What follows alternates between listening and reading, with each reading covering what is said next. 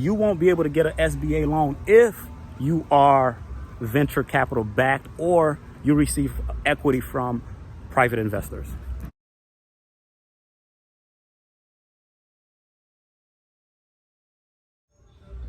Hey, you know who it is. Once you see me, you can't unsee me. Quick video.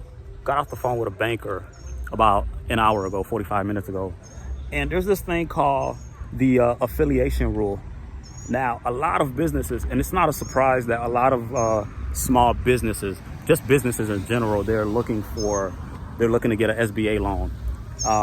Again, it's not a surprise that there's been $2 trillion that got dumped into the economy, you know, through this stimulus bill. We're waiting on Donald Trump to sign. But the thing is, if you're a small business and you're within the 500 and less employee range, you won't be able to get an SBA loan if you are venture capital backed or you receive equity from private investors. Now, this is huge.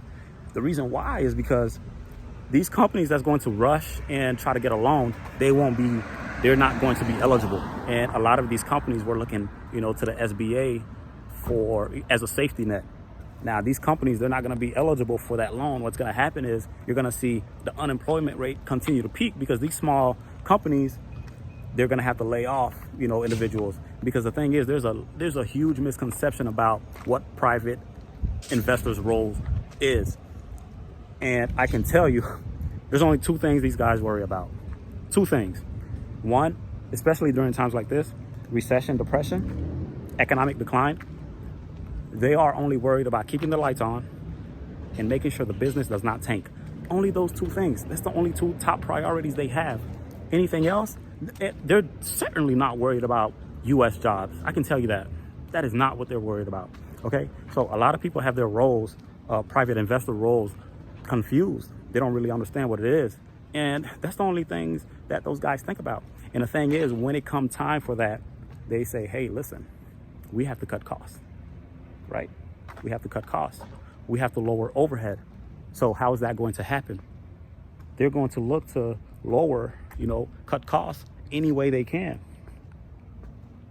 Subsequently, that turned out to be employees at times. But it depends on the industry. Travel industry, hospitality, event industry, they're hit hard. And I know first and foremost, I have 4 years in the corporate event industry. I know exactly what it's like. So I know those guys are suffering right now. But it depends on the industry. But the thing is, there's plenty of private money. There's plenty of,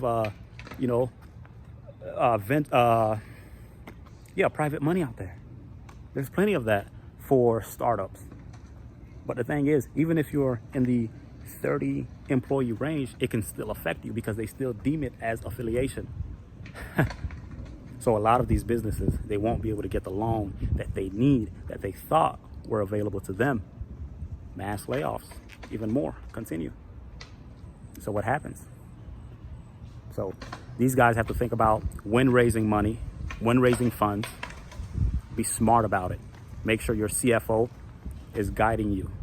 I'm not an accountant. I don't have a financing background, right? I'm speaking to a ton of individuals with way more experience than me, which is why I'm able to bring you this video. But still, you guys have to think about what's going on.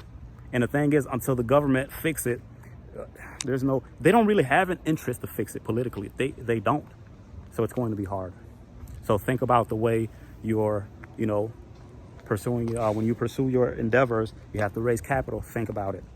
And it's things like this that have to happen, that make us aware. So, hey, but just wanted to bring you this quick video. With that said, I'm out.